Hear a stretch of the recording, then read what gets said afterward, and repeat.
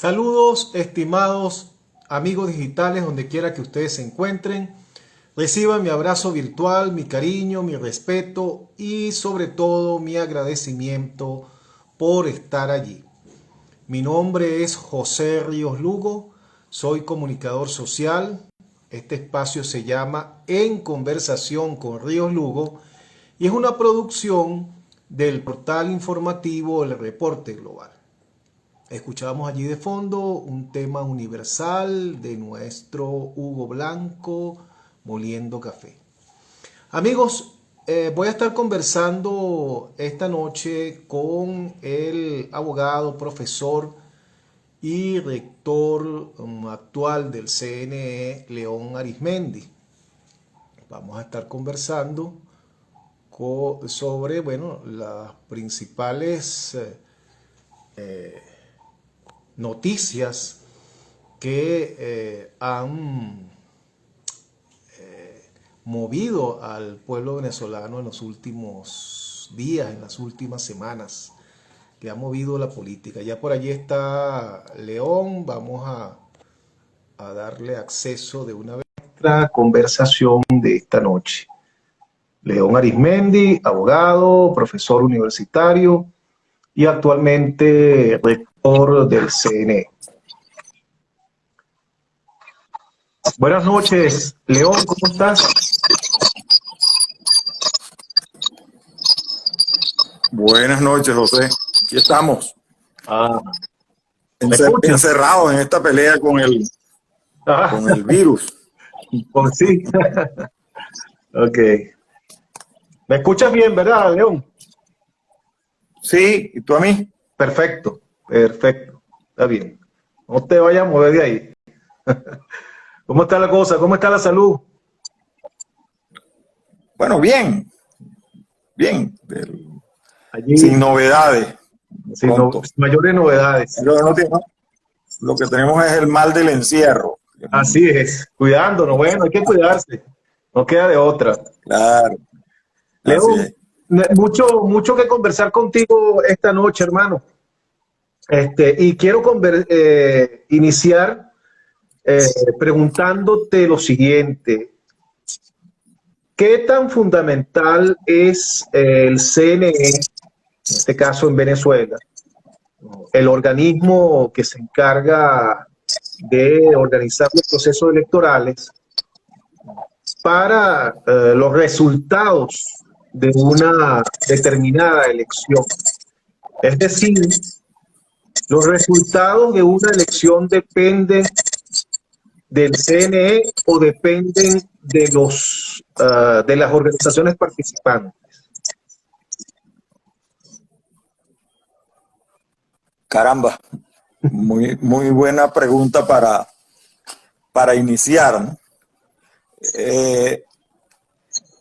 Siempre es necesario en cualquier proceso electoral que haya un árbitro, que ese árbitro sea imparcial, que las reglas que rigen los procesos sean las que se respeten y se apliquen en igualdad para todos. Pero eso es una condición básica de las democracias, que haya un órgano electoral que se ocupe de estos asuntos. Pero sí creo que en la peculiaridad de la situación venezolana, creo que hay cierto sobredimensionamiento del papel que le toca al árbitro, porque se ha creado una matriz de opinión, sobre todo bastante proclive a atribuirle al órgano electoral la responsabilidad de todo lo que ha ocurrido en el país. Hay una matriz de opinión que es necesario abordar, porque las sociedades también es necesario que tengan confianza en las instituciones. Eso me parece que es fundamental. Pero yendo a tu pregunta, tema del que hemos hablado muchísimo en varios escenarios y en medio de tantos años de esta crisis.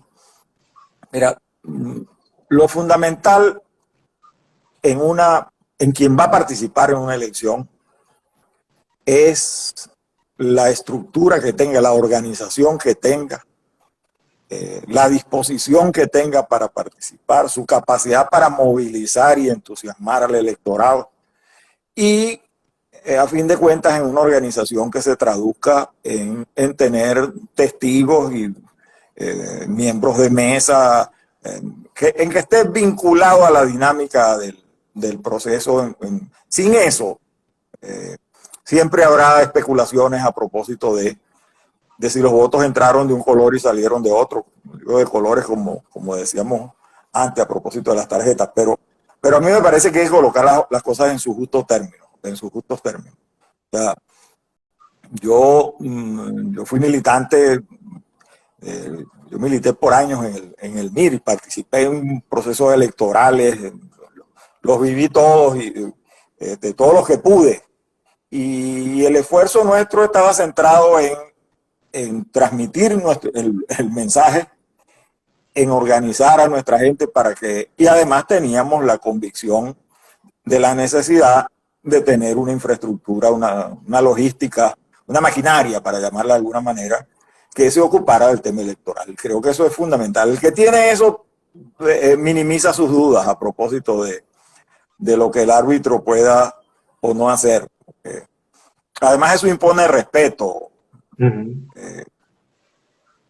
Quien tiene una estructura sabe que puede poner en evidencia cualquier travesura, para llevarlo de algún modo, que intenten hacer otros con el propósito de torcerle la voluntad a la gente. Yo creo que eso es básico. Ahora, en las circunstancias de la Venezuela de hoy, con toda la sombra de dudas que existe, que se creó esa matriz de opinión, es necesario, bueno, porque además es lo lógico, los árbitros electorales tienen que ser imparciales. Esa es una regla. Así es. Eso ayuda bastante, pero creo que hay que distribuir las cargas. Exacto. León, fíjate, has sido nombrado y tú eres parte de esos nuevos rectores del CNE que luego de 17 años por fin fueron nombrados por la Asamblea Nacional, que es el organismo que establece la Constitución para esa tarea, porque los rectores anteriores habían sido designados por el Tribunal Supremo de Justicia. Gracias a un proceso de negociación en el cual intervino la sociedad civil y fue tomado en cuenta las postulaciones de la sociedad civil, se logró ese acuerdo para nombrarlos a ustedes como nuevos rectores del CNE.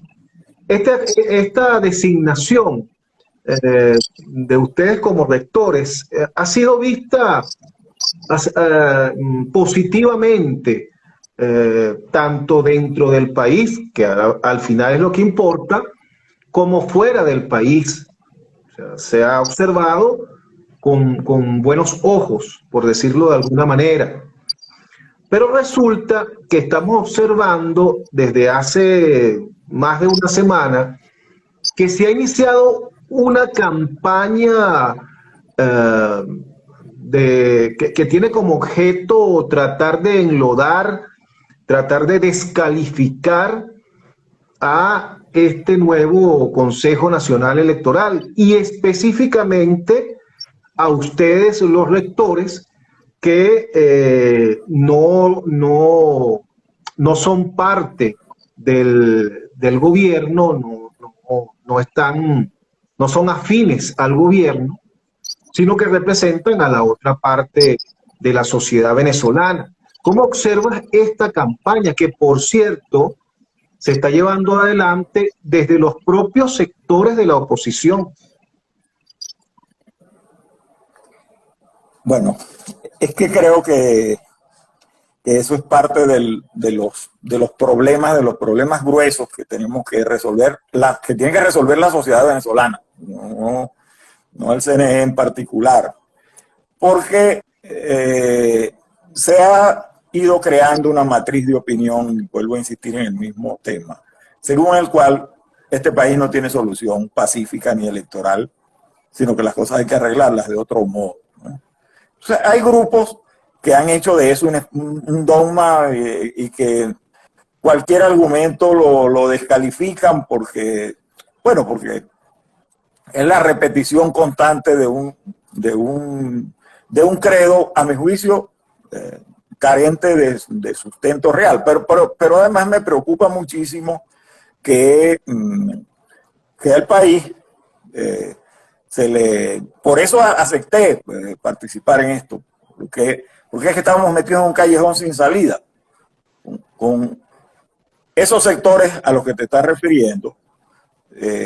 A fin de cuentas no ven, no cabe en su manera en su panteón de arquetipos, dirían unos amigos académicos, no cabe la posibilidad de transitar por un camino distinto al que ellos creen, que es el camino de una confrontación. El país, de verdad, que creo que, como bien dijiste, yo he percibido que esta iniciativa ha tenido eco, ha tenido, vamos a decir, ha sido bien recibida por un sector importante de la sociedad, porque la sociedad está hastiada, la sociedad está cansada de un conflicto y de mantenerse metido en un callejón sin salida.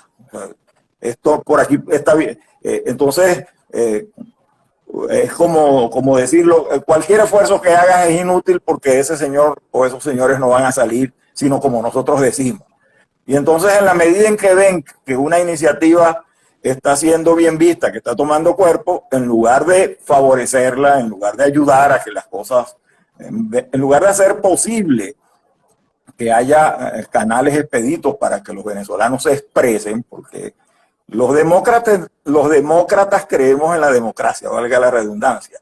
Y el voto es un instrumento básico de la democracia, es el modo para dirimir las controversias políticas. Entonces, yo lamento, pero sé que esa tendencia va a seguir allí hasta tanto los propios venezolanos, que creo la mayoría de los venezolanos, opte por el camino que puede llevarnos a la solución de la crisis. Porque si recordamos en la propia historia nacional, bueno, la abstención del 2005 creó esa sensación de que, bueno, además el llamado a la abstención estaba asociado a esos caminos que no, porque supuestamente de esa manera se deslegitimaba los poderes y todo iba a cambiar. Bueno, afortunadamente, a partir del 2006, las fuerzas políticas comenzaron a transitar por el camino electoral, a construir organizaciones, a organizarse.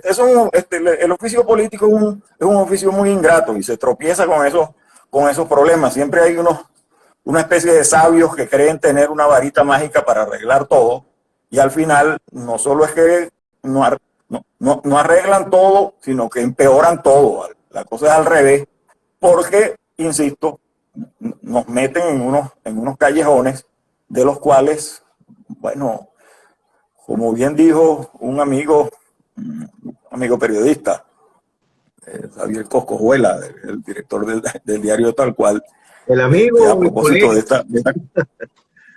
esta coyuntura. Entonces, Xavier dijo: de las calles ciegas se sale retrocediendo. Y para eso hay que tener sentido de la responsabilidad. Admitir que estás caminando por una ruta que no te va a conducir a nada, sino a tropezones.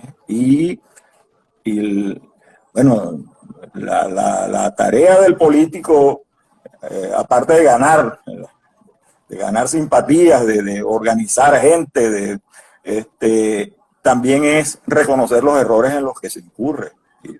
No se puede mantener a la gente metido eternamente en un pleito al que no se le ve salida. Te repito que esa fue la razón por la que yo y los demás que aceptamos esta postulación de la sociedad civil lo hicimos sobre la base de haber llegado a la conclusión de que el país no podía seguir en esa confrontación y que había que buscar una salida. Y si la designación del árbitro es un paso importante, pues vamos a dar el paso. Y en eso estamos, hermano. Así es. Fíjate, León, hay muchos retos que tiene la directiva del Consejo Nacional Electoral, evidentemente, pero en los últimos tiempos, cuando se designan nuevos rectores, está muy próximo algún proceso electoral. En este caso, bueno, está fijado para el 21 de noviembre, quedan 6 meses eh, para ese proceso. Y estamos hablando de una mega elección, estamos hablando de 4 elecciones en un mismo momento, o sea que requiere un esfuerzo importante del órgano organizador de las elecciones. ¿Cuál es cuál pudiera ser los escollos más importantes que se le presente en este tiempo de aquí al 21 de noviembre a esta nueva directiva del Consejo Nacional Electoral? ¿Qué es lo más importante en lo que debe concentrarse ahorita los rectores? No, fíjate, la tarea general es hacer todo lo posible para generar confianza en los electores, ¿verdad? En el proceso electoral mismo.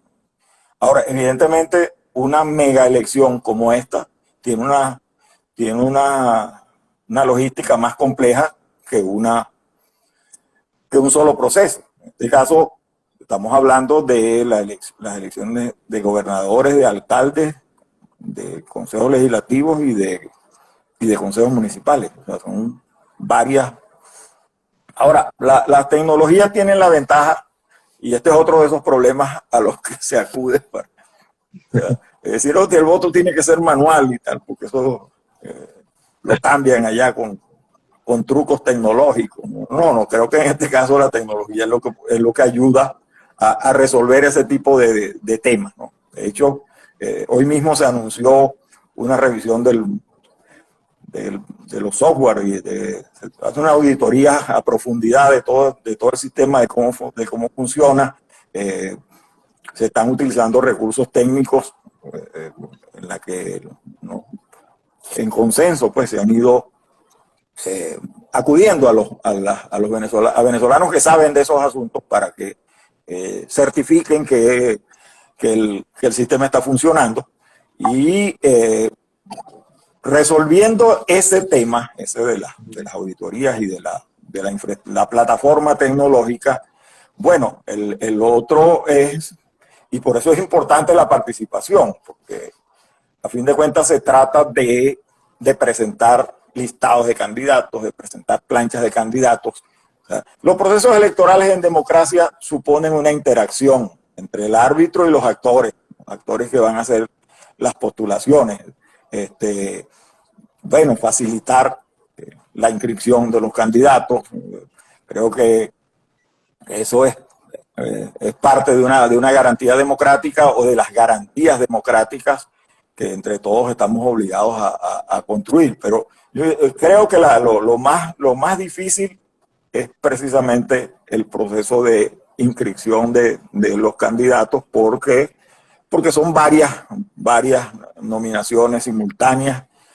Pero bueno, yo en lo particular confío en que las tecnologías ayuden a que eso se simplifique. Ahora, si uno lo ve desde otra óptica, en un país en donde ha habido, estoy partiendo de suponer que se vence la resistencia a la participación, o sea, la posibilidad de renovar el liderazgo regional de los municipios, que la gente se reencuentre con los que tienen más cerca, con su liderazgo más próximo, me parece que sería un hecho positivo. Ahora, aquí no ha habido renovación real de esas estructuras por bastante tiempo. Así que ha habido una repetición de los mismos al frente de esos poderes. Creo que la propia competencia debería crear una situación virtuosa, en el sentido de que se discutan los problemas y se evalúen problemas gigantescos como los que tenemos. Tampoco es que hay que atribuirle cualidades mágicas al proceso electoral, pero es que el país necesita reencontrarse con el voto, necesita reencontrarse con el liderazgo. Los partidos tienen necesidad de renovarse, igual de aprovechar la circunstancia electoral para organizarse, pues para reforzar sus propias estructuras, que bastante debilitadas están de ambos lados. Pues no vamos a suponer que las fuerzas oficiales están intactas, eso tampoco es verdad. Además estamos en medio de una pandemia que es una dificultad, ¿no? Y lo hemos planteado muchísimas veces, que es necesario apretar el paso, acelerar el paso para que los venezolanos sean vacunados. Eso es un tema prioritario que ayudaría mucho a crear un ambiente más favorable a la participación. Hay organizaciones políticas que han sido inhabilitadas, que no han podido inscribirse con organización política en el CNE, y también hay algunos dirigentes que también se les ha imposibilitado ese hecho, ese derecho de poder inscribirse, de poder aspirar a ser candidato en los procesos. ¿Eso está planteado revisarse en este periodo o es materia pendiente? Fíjate, una porque debo decirte que las relaciones entre los rectores han sido bastante fluidas y siguen siendo fluidas. O sea, la directiva del CNE se está reuniendo casi que de manera permanente y uno de los primeros asuntos que se puso sobre la mesa, un largo listado de temas que estaban incluidas, este tema de las auditorías, bueno, repito, por aquello que tanto se ha dicho de que los votos entran de una manera y salen de otro. Entonces, bueno, en principio se resuelve verificando que las máquinas funcionan bien y que no hay maneras de hacer ese tipo de esas tracalerías de las que la gente habla con tanta... Sí, de hacer triquiñuelas. Y entonces, sobre la mesa está este tema, porque volvemos sobre los principios. Una elección tiene que ser, en una elección deben participar todos los que quieran participar y que cumplan con determinados requisitos. Entonces, están sobre la mesa tanto las inhabilitaciones de personas como el tema de las tarjetas que han sido...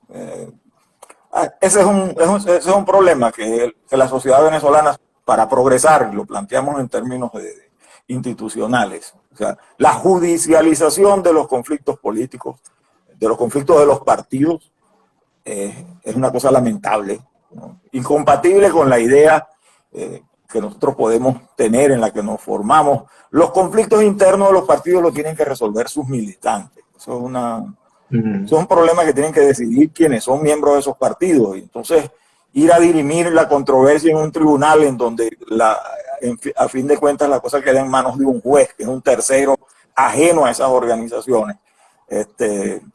Esos son hechos lamentables que estamos llamados a traen una serie de traumas para las organizaciones. Claro, porque no, bueno, porque se cierran todos los caminos y entonces tienes ahí un señor que es quien dice, mire, sí, no, me refiero al tribunal. Y en el caso de las inhabilitaciones, la cantidad de inhabilitados por la Contraloría es una cosa bárbara, o sea, que muestra que esos procedimientos tienen que ser revisados. No, en ningún país ocurre eso, que tengas tantos inhabilitados por razones. Entonces, creo que eso generaría condiciones adicionales, que esos problemas se resuelvan. De hecho, bueno, están sobre la mesa, hay conversaciones sobre ambas cosas. Bueno, pero ninguna de las dos, por cierto, las puede decidir el Consejo Nacional Electoral. O sea, el tema de las inhabilitaciones personales, si las hizo la Contraloría, es la Contraloría quien está llamada a... Entonces, yo entiendo que eso forma parte de las negociaciones de los actores políticos, de qué soluciones encuentran a eso, lo mismo que el tema de las tarjetas. Ahora, porque, insisto, aquí tiene que haber una interacción, o sea, una interacción entre los actores de los procesos políticos y electorales y los que están llamados a jugar papel de árbitro. El Estado tiene que ganar, la democracia tiene que ser democracia, tiene que, como diría Américo Martín en otros tiempos, la democracia es un camino permanente hacia la democracia. Entonces, tienes que perfeccionar los mecanismos de funcionamiento. Entonces, todas estas trabas que se le pongan a los actores políticos redundan en perjuicio del ejercicio democrático, ¿no? Y el CNE tiene que, esa es su tarea, facilitar las elecciones, que participen los que tienen que participar. No puede haber un árbitro electoral que se ocupe más bien de frenar la participación, ¿no? La tarea es fomentar la participación y creo que ese es el mensaje que se está transmitiendo. Ahora vamos a ver hasta dónde se avanza. Creo que ahí hay unos asuntos que no tiene el CNE en la mano ninguna posibilidad de decir, mire, se acabó este tema de las tarjetas. Siempre se cita en este tipo de cosas porque también el problema es que el de Acción Democrática, cuando nosotros éramos muchachos, en el año 63, se resolvió en una votación en la que ninguna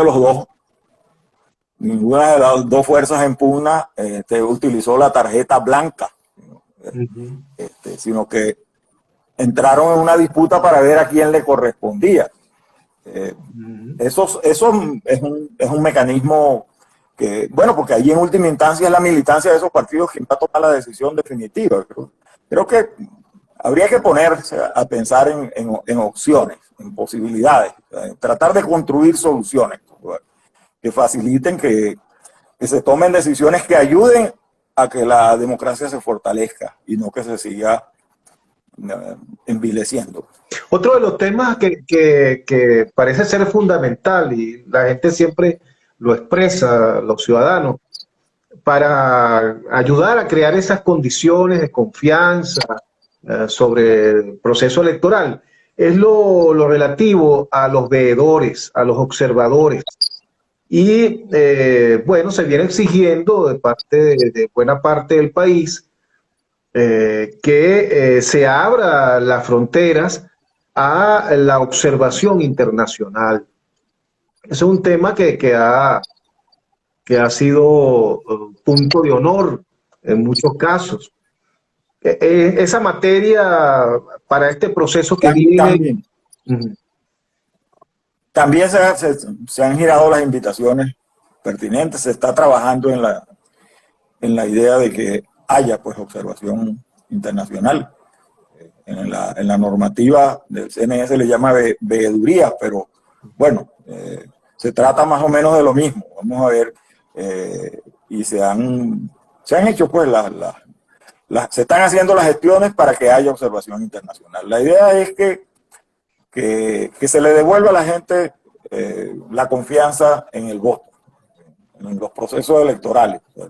Creo que y hasta ahora las cosas van caminando en esa dirección.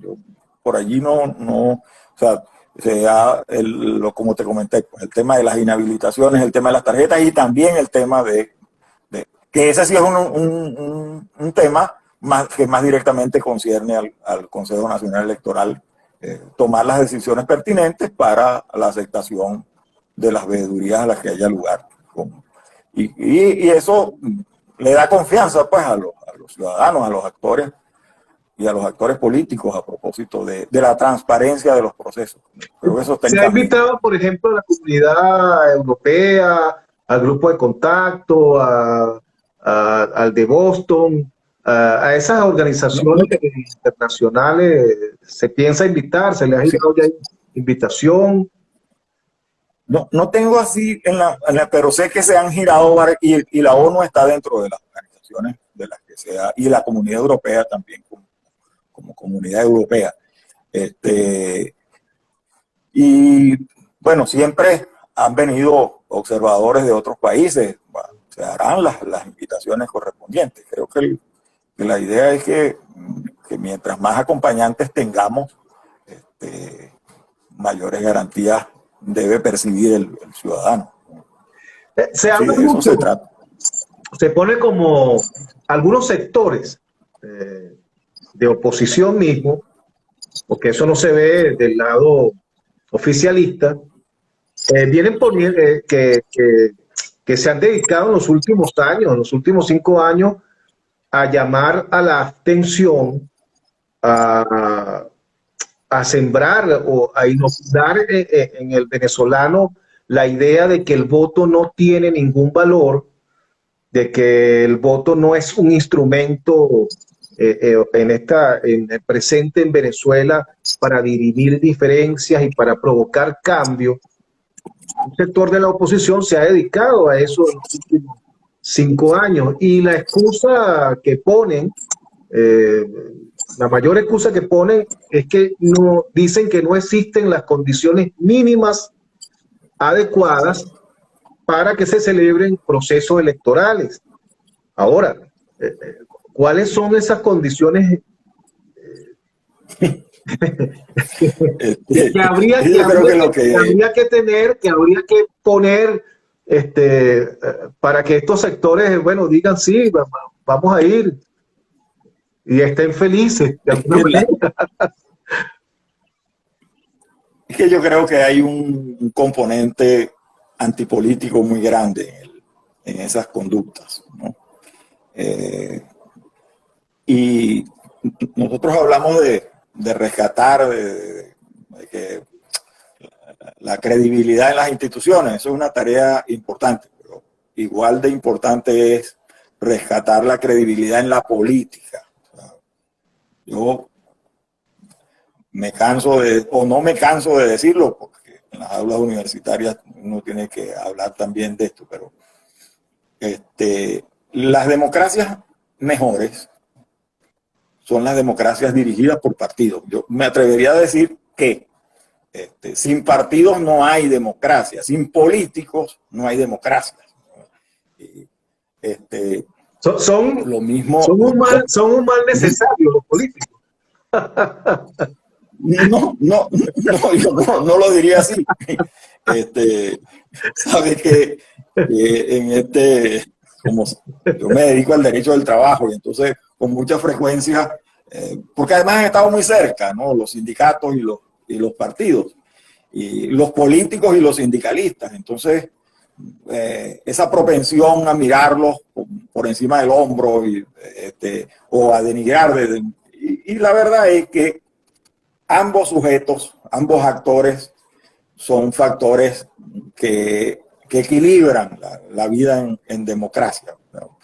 Allí donde la política es más política, más oficio reconocido y ejercido sin tantas aprensiones, aunque en todas partes las hay. Bueno, las democracias son mejores. Igual que las relaciones laborales son más equilibradas y justas allí donde hay un movimiento sindical fuerte.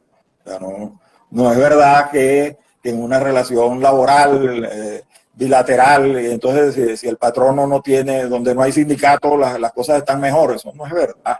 Eso no es verdad. Mejor están allí donde hay un equilibrio, en donde las fuerzas, los intereses en pugna se encuentran. Bueno, no quiero que nos ocupemos de esto por este momento, ¿no? Pero en el caso de las negociaciones políticas y de las relaciones políticas y de las gestiones políticas y de la política, bueno, la política es el modo que las sociedades encontraron para darse gobiernos que sean aceptados por todos. Porque allí donde no hay política, lo que hay son regímenes que imponen su voluntad. La democracia es democracia de partidos y de ampliación de la participación de la sociedad civil, de los actores sociales. Eso es lo que es una democracia. Entonces, creo que hay grupos pues, que viven despotricando de los actores políticos, y no es el tema de que no crean en el voto y que todos lo pongan bajo sospecha, es que no creen en nadie. O sea, no creen en las soluciones políticas. Y por eso todas las salidas las proponen en términos que yo de vez en cuando le pregunto, ¿y qué es lo que propones? O sea, ¿cómo es que vas ¿Cómo es que vamos a resolver estos problemas? ¿Cómo es que Venezuela se va a reinstitucionalizar y va a tener instituciones sólidas y democráticas? ¿Cómo se va a hacer eso? O sea, ¿a partir de qué datos? A partir de una confrontación que no sabemos dónde va a terminar. ¿No es preferible explorar los caminos, las posibilidades de arreglo, las posibilidades de dirimir, repito, las controversias mediante elecciones libres y competitivas? Efectivamente, de eso se trata. Pero eso es parte de una labor en la que todos tenemos que involucrarnos. Ahora sí. Si sobre todo eso usted lo que pone son sombras y obstáculos, bueno, como dicen por allí, ¿para dónde vamos por ese camino? ¿A dónde nos quiere llevar? Y repito, yo de esa calle ciega no, ¿qué va? Por allí no. Por ahí no te metes. El político tiene que construir. No. Hay que construir soluciones. O sea, no puede. Si un camino no da resultados, hay que explorar otros caminos. No puedes seguir insistiendo en lo mismo. Así es. León, fíjate, la sociedad civil, eso que llaman sociedad civil, que es una entelequia, que bueno, que no hay una organización determinada, pienso yo, que no hay una organización específica que pueda decir, yo represento a la sociedad civil. Yo creo que no la hay, porque bueno, tenemos que si el Frente Amplio, hay otras organizaciones por allí, las ONG, las fundaciones, las instituciones, pero no hay un ente que diga o que pueda decir que tiene la representación de la sociedad civil como tal. ¿Cuál debe ser el papel de esa sociedad civil, que por supuesto no colide con el papel de los partidos políticos, en momentos como el que vive Venezuela hoy tan difícil? ¿Qué debería o qué puede hacer la sociedad civil para contribuir a que el país salga de manera pacífica, constitucional, democrática, de este atolladero en que tenemos ya varios años? Bueno, creí que ibas a mencionar aquella frase de don Luis Michelena.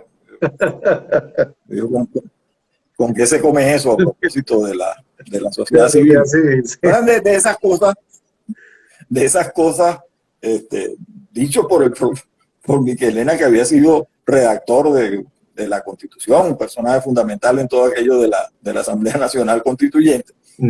Y fue la Constitución del 99 la que le atribuyó precisamente a esa sociedad civil unas potestades que, bueno, mira, si usted no sabía con qué se comía eso, ¿por qué se le asignan esos roles? Pero sabe que los políticos, así como Luis Michelena, esa generación era muy creativa a la hora de decir cosas, ¿no? Depende de la coyuntura en la que las diga.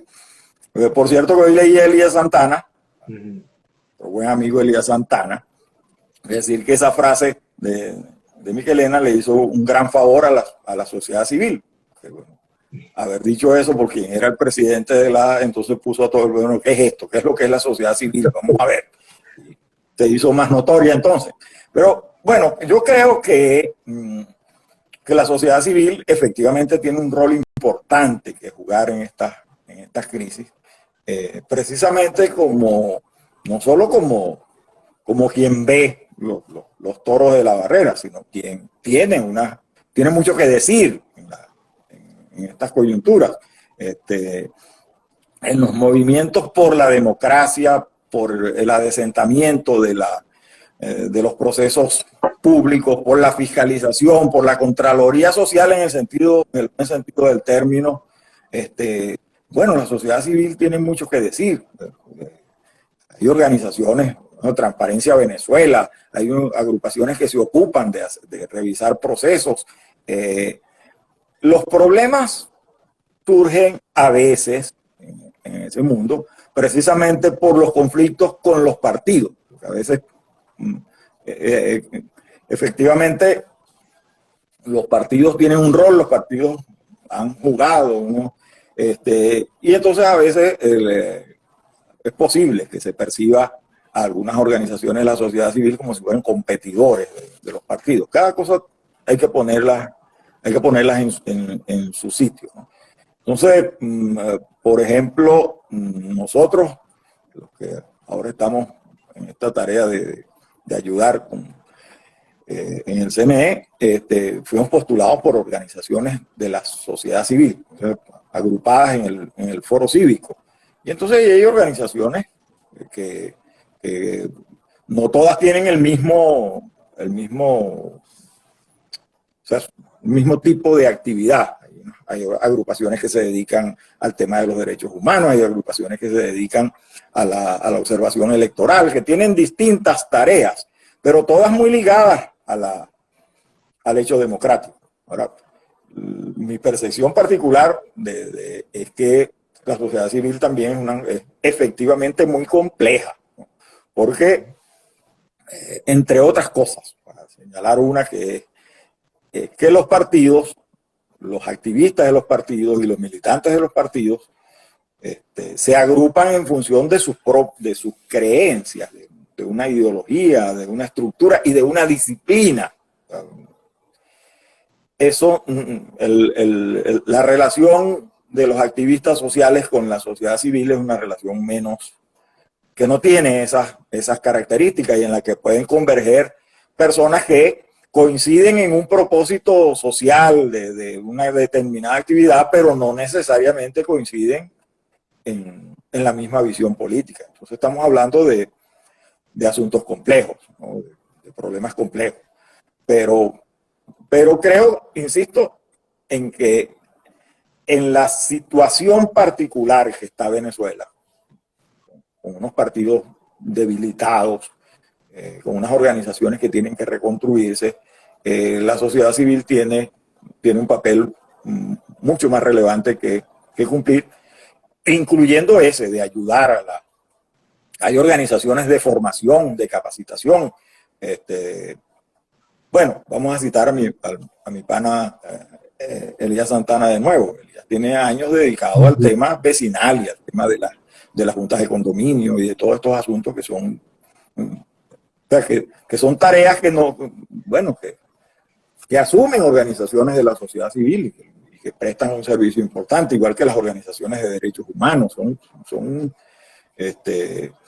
esa pluralidad a veces que es difícil a veces que convivan juntas, o sea, los sindicatos, los gremios. Para los sindicatos a veces es un poco más sencillo porque los trabajadores se agrupan en un sindicato sobre la base de la defensa de sus intereses propios. Y bueno, tienen una estructura que puede ser nacional, tienen unos intereses en concreto frente a otro actor. La sociedad civil, su interacción es con el Estado, con los órganos del Estado, con las comunidades y con los órganos del Estado. Es una tarea compleja y por eso roza tan cerca con los temas políticos. Ahora, ahorita me imagino. Pero podemos decir que la sociedad civil o las organizaciones de la sociedad civil, los partidos políticos son un vinagre, tienen que ser vinagre y aceite. No puede haber ahí algún tipo de complemento. No, sí, creo que ahorita la tarea que tienen es más bien complementarse. Yo creo que es probable que en esta mega elección, supongo que va a haber muchísimos candidatos provenientes de organizaciones de la sociedad civil. Además ejercen un liderazgo importante y además pueden ser factor de unidad de fuerzas políticas que no se ponen de acuerdo entre ellas mismas. Creo que esos datos es necesario valorarlos, no solo en las grandes ciudades, sino también en los pueblos.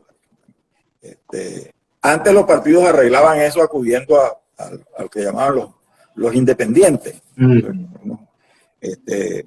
Bueno, ahora tenemos estos que son luchadores sociales, son miembros de organizaciones de la sociedad civil que hacen tareas ciudadanas y que eventualmente pueden ser excelentes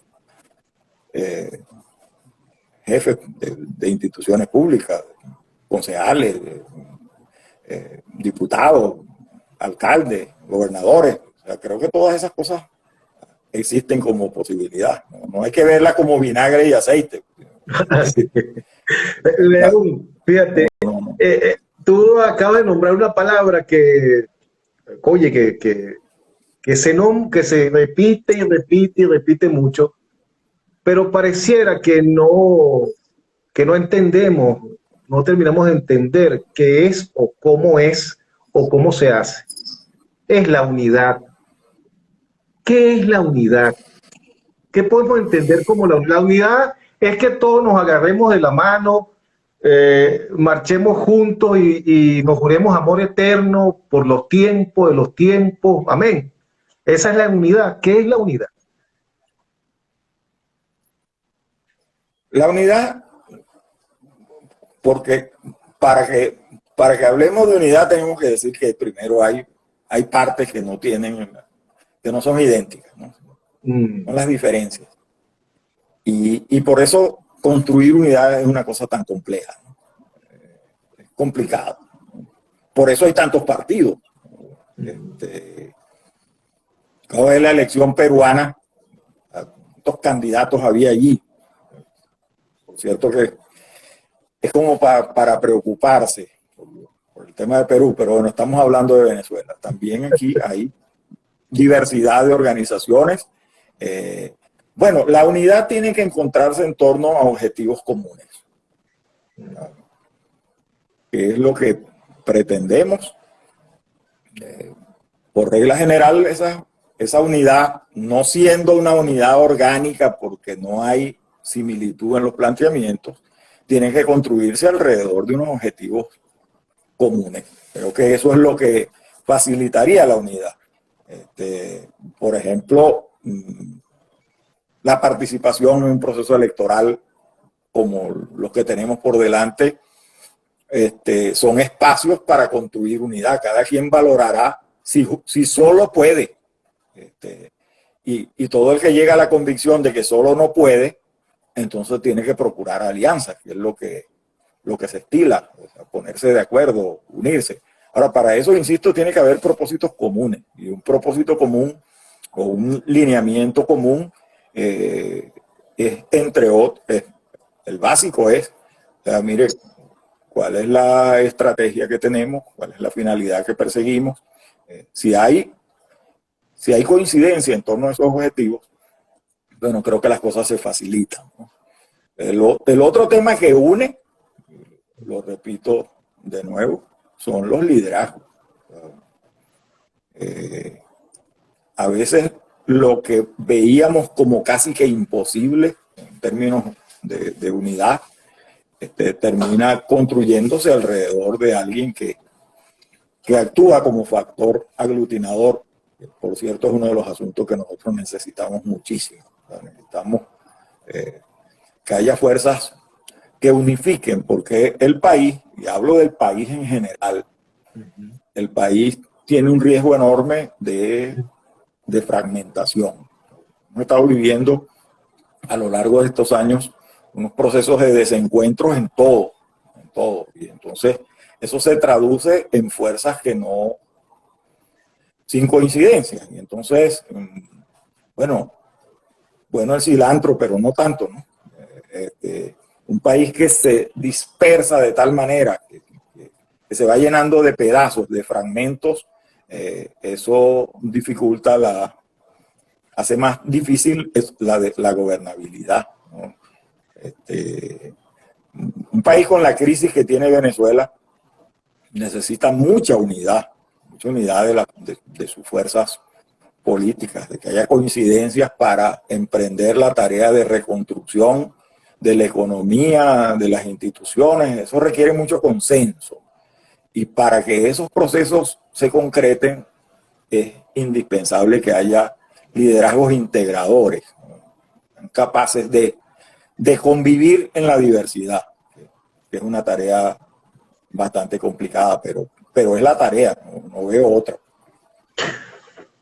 León, fíjate, hay personas o hay grupos de ciudadanos, de políticos, que le están pasando por encima en su mirada al 21 de noviembre, a las regionales, y se están concentrando desde ahorita en la activación del referéndum revocatorio que garantiza la Constitución. De hecho, el pasado 25 acudió un grupo de electores eh, para solicitar ante el CNE la activación del referéndum revocatorio. A mi juicio, 8 meses antes de que el derecho nazca, porque vemos quienes entendemos que el revocatorio o el derecho a activarlo nace exactamente a los 3 años, en este caso, y los 3 años se cumplen el 10 de enero del 2022, pero ya acudió un grupo a solicitarlo porque considera que a partir del 25 de mayo de este año se puede solicitar ese referéndum. Ya se ha discutido eso en el CNE. ¿Cómo ve el CNE eso? ¿Cómo lo ves tú? Bueno, sobre el fondo, por razones obvias, no debo emitir opinión, porque se planteó la solicitud y el CNE tiene la obligación de tramitarla, y para lo cual será necesario resolver este asunto del que estás hablando. ¿Cuándo es que efectivamente puede convocarse al referéndum revocatorio? El referéndum revocatorio es un derecho de los venezolanos, está en la Constitución.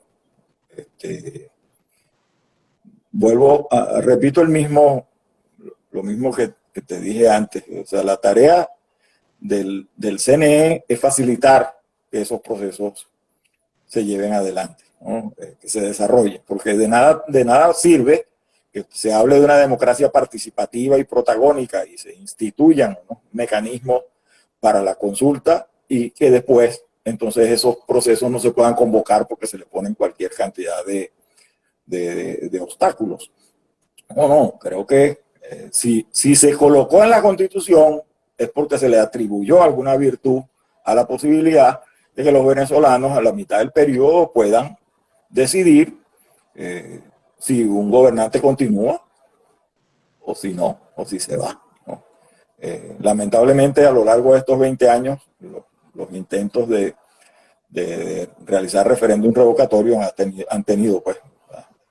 han sido caminos demasiado empedrados, y en mi opinión particular, ese no puede haber sido el sentido que le atribuyeron los constituyentes a ese instrumento, ¿no? Entonces, me parece que es un derecho legítimo, válido. Ahora, volvemos al mismo tema.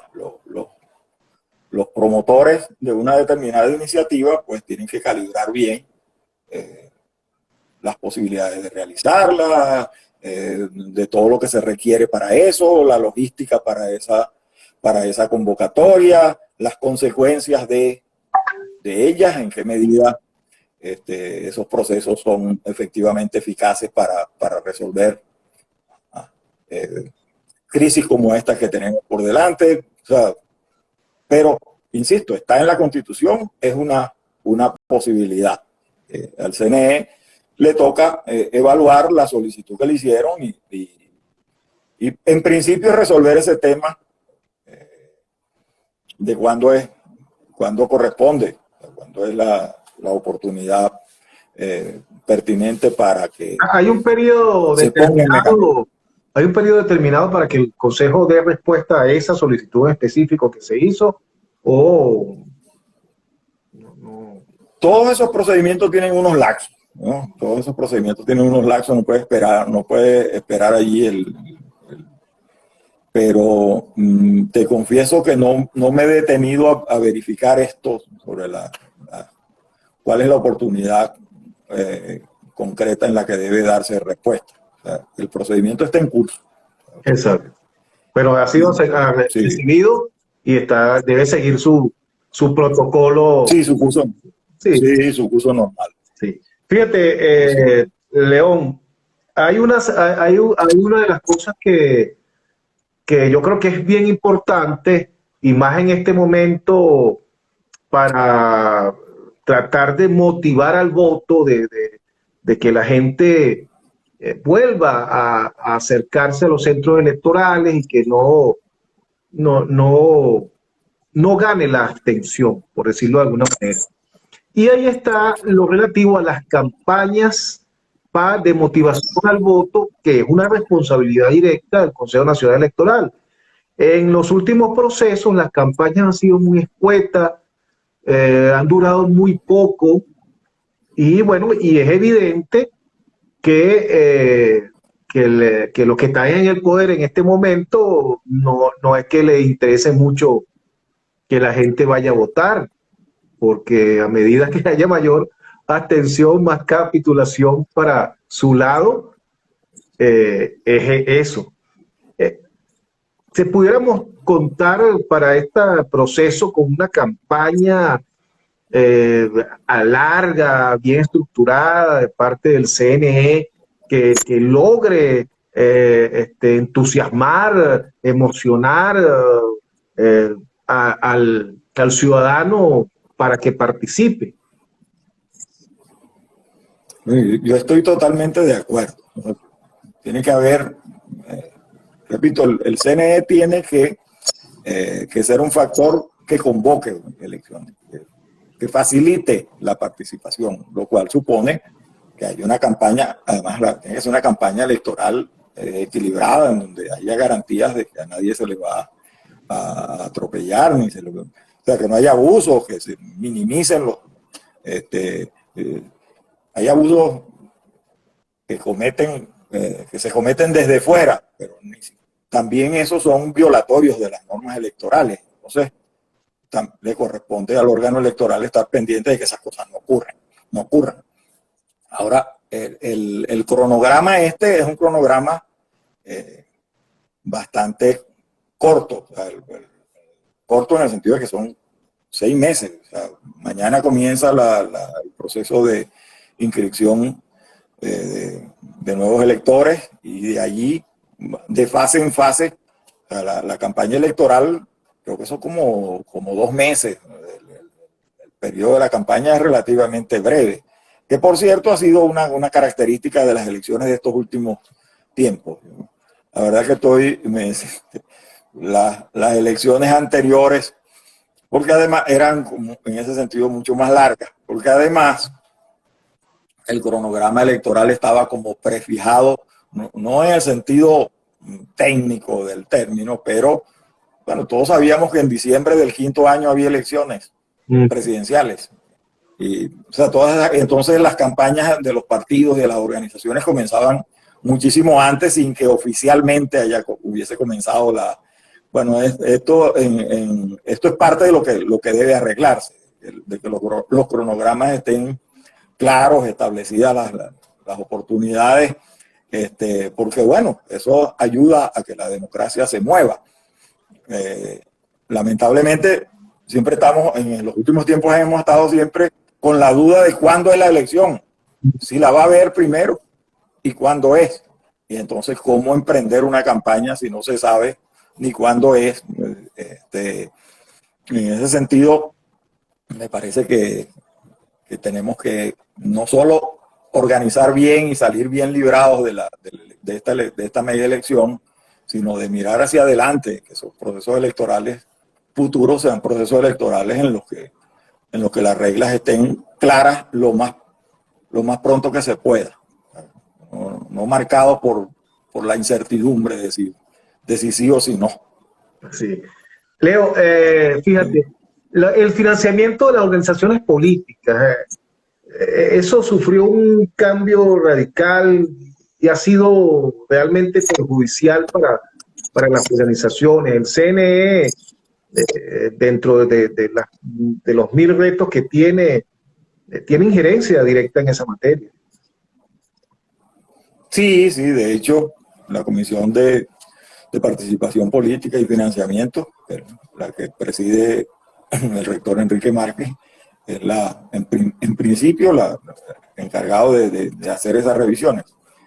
Bueno, pero allí también tenemos problemas, digo yo, problemas constitucionales. Yo aquí, en el plano de las opiniones personales sobre estos asuntos, porque el financiamiento de la política es una actividad costosa, ¿no? Y mientras más tecnología haya, más costosa es. No sabemos si en el futuro las cosas van a ser de otra manera, más sencilla, pero lo cierto es que hacer una campaña, imagínate en la Venezuela de hoy, las dificultades con la gasolina, los vehículos, aparte de la pandemia, es una complicación.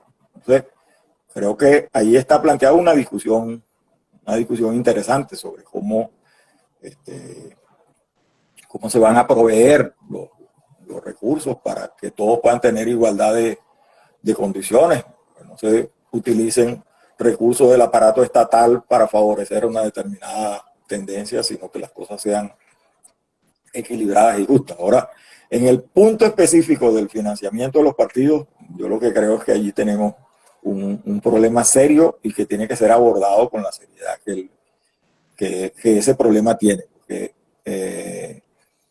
bueno, te repito, ¿cómo se financia un partido político? Se tiene la opción de recibir cooperación, colaboración de particulares, o es que el Estado va a asumir el financiamiento de las organizaciones. Porque lo contrario es una ficción, es que te pones a crear figuras que después son insostenibles. El tema de ponerle obstáculos al financiamiento de los partidos por parte de los particulares tiene que ver con no convertir la política en un comercio y que puedan estar, pero si no se aceptan contribuciones, por ejemplo, entonces es necesario ver cómo es que eso se asume desde el aparato estatal, cómo son esas asignaciones. Ese me parece que es un tema bien complejo. Bien interesante. Complejo e interesante porque, bueno, pero a fin de cuentas, si los partidos son fundamentales para la democracia, entonces no sería contradictorio con que reciban financiamiento público. Entonces el financiamiento no tiene que ser distribuido de manera equitativa y justa. Porque de lo contrario, entonces estaríamos generando un ventajismo a favor de...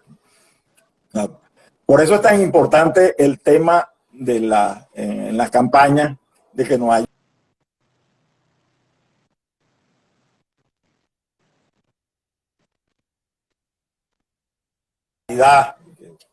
y que si hay, digamos que la propaganda tiene que ser una propaganda efectivamente neutral de la participación y que no se pueden hacer uso del aparato estatal para favorecer a un determinado candidato. Todo eso tiene que ser reglas que se respeten, ¿no?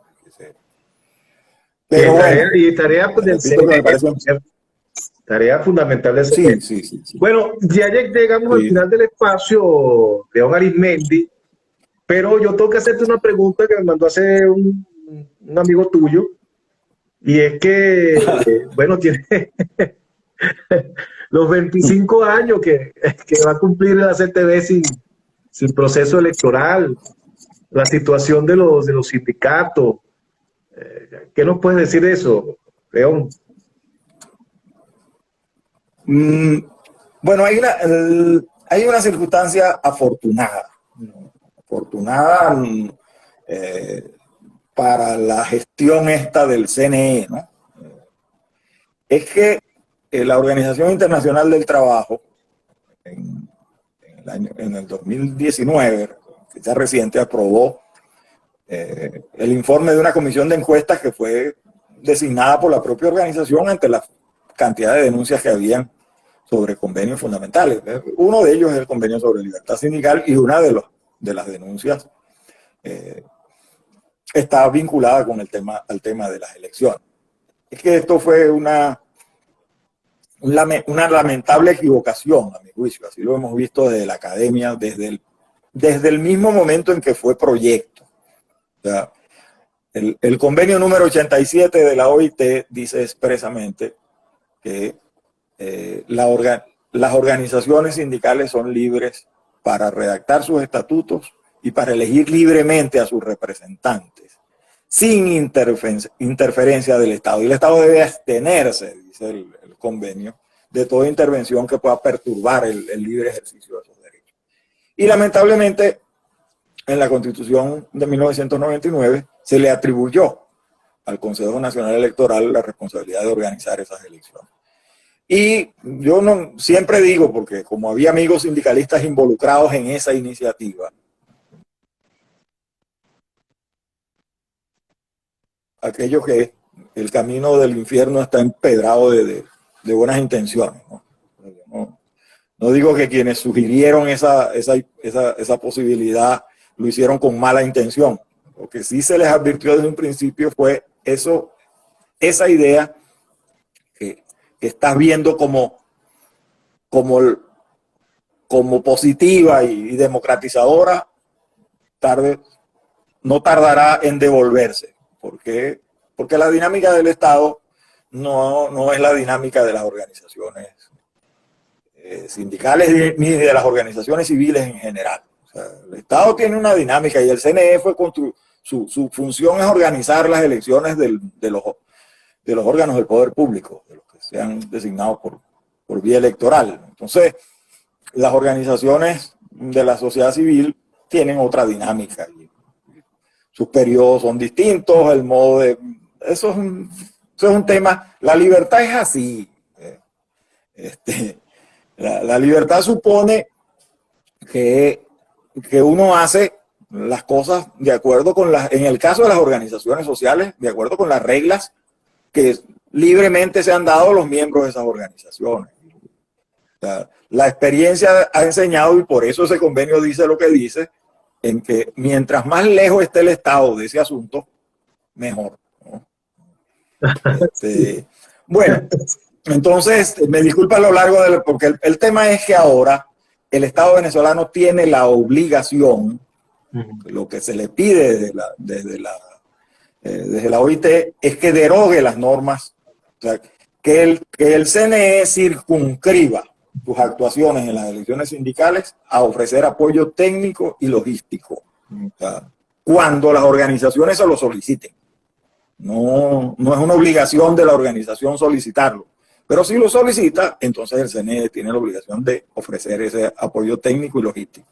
Porque ¿qué es lo que ha pasado? Y yo la queja con respecto a la última elección de la CTV y de todas las centrales fue en el año 2001.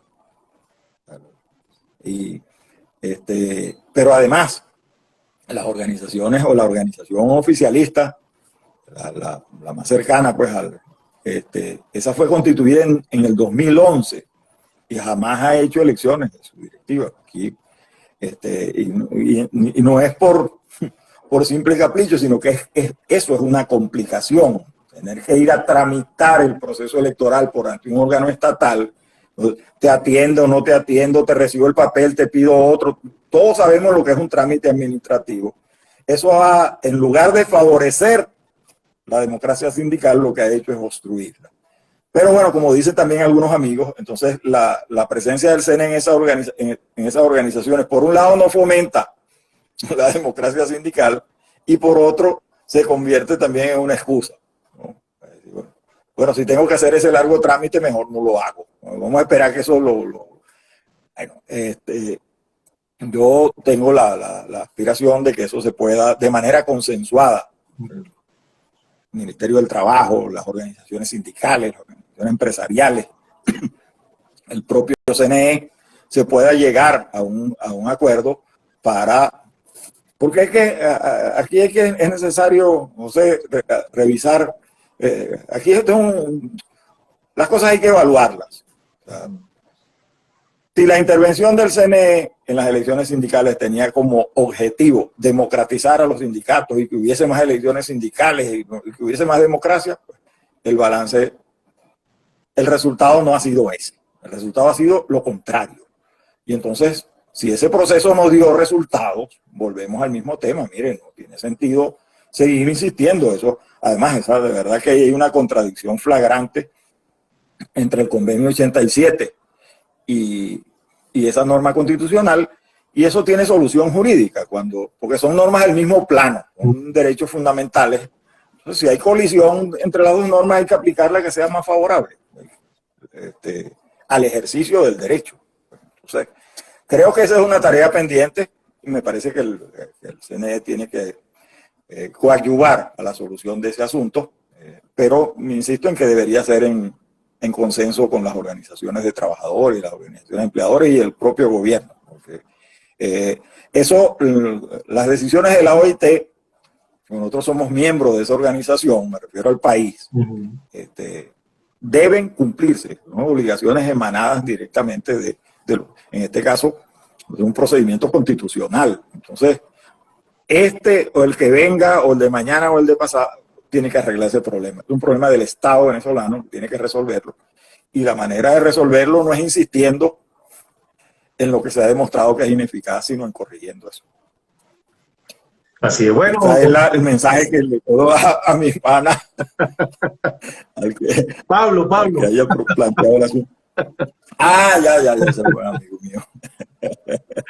Bueno, sí, Leo, claro, es un compromiso. Te doy las gracias entonces por esta conversación de esta noche.